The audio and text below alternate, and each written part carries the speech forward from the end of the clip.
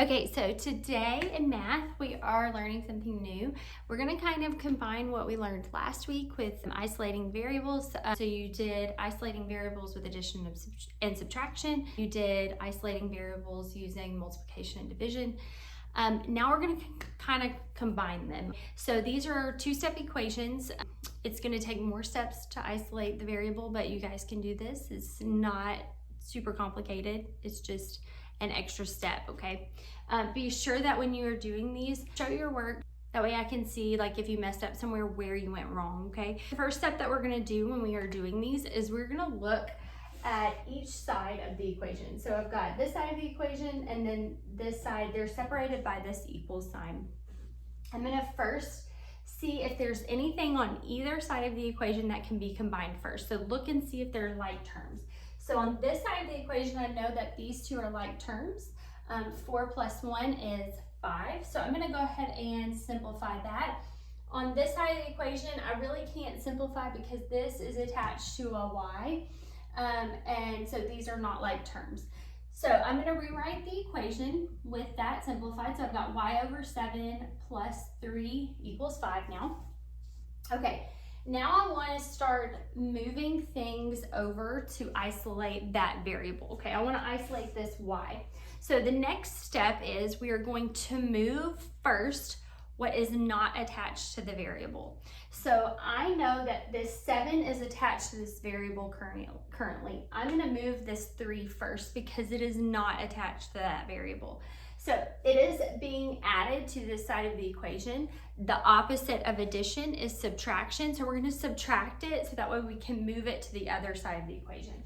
So I'm going to subtract it from this side of the equation. What I do to one side of the equation, I must do to the other. So I'm going to subtract it from this side as well. Okay, so 5 minus 3 is 2. So y over 7 equals 2. Okay. Now I have a y divided by 7 equals 2. The opposite of division is multiplication. So I'm going to multiply that 7 by both sides of the equation to try and get that y by itself, okay? We can put this 7 over 1 and these two are going to cancel out. So now I'm left with a y over 1, which is the same thing as y. Over here, what we do to one side, we have to do to the other. So I'm going to multiply this side by 7 as well, so y will equal 14. Let's look at this equation. So look at each side of the equal sign. Look at this side first. I do have something I can simplify. I can simplify this 3x plus 2x because those are like terms. So 3x plus 2x is going to give us 5x minus 9 equals 6. So now I want to start isolating that x. So the next step is, remember now I'm going to move what is not attached to the variable first.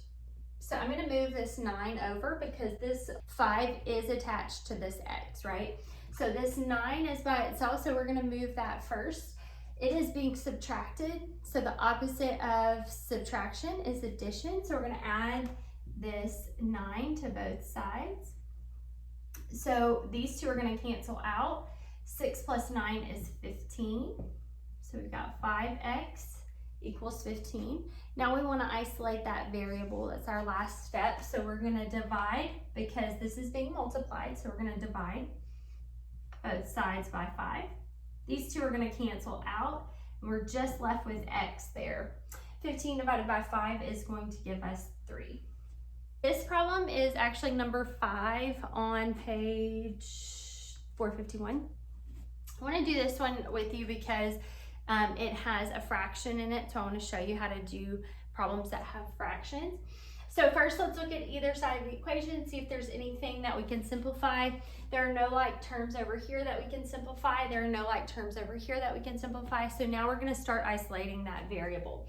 I know that the opposite of subtraction is addition, so now we're going to add 9 to both sides. So when we add 9 to this side, these two are going to cancel out because negative 9 plus 9, 0, right? Over here we have negative 4 plus 9. Different signs, right? So we subtract, we take the sign of the larger number, remember? So 9 minus 4 is 5, and 9 is the larger number, so it has a positive. So this is going to be a positive 5. So now we have 1/2 W equals 5. Okay, so think back to when we did this last week. When we have a complete fraction attached to a variable, we can flip it and multiply it by both sides. So we're going to flip this fraction. It's going to be 2/1. We're going to multiply it by both sides of the equation. So we've got 2/1. Okay, when we multiply 2/1 by this side, we can cross simplify. So the 2's will cancel out, the 1's will cancel out. We are just left with a W there.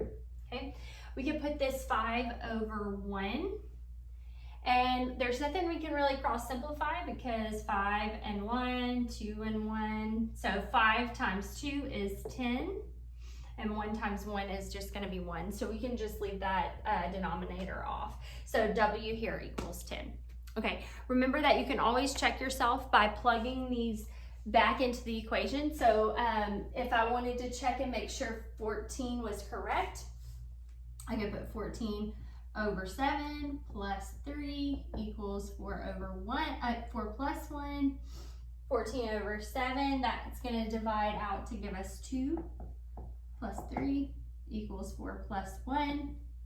2 plus 3 is 5, and 4 plus 1 is also 5. So I know that I did that correctly because I got the same thing on both sides of the equation, okay?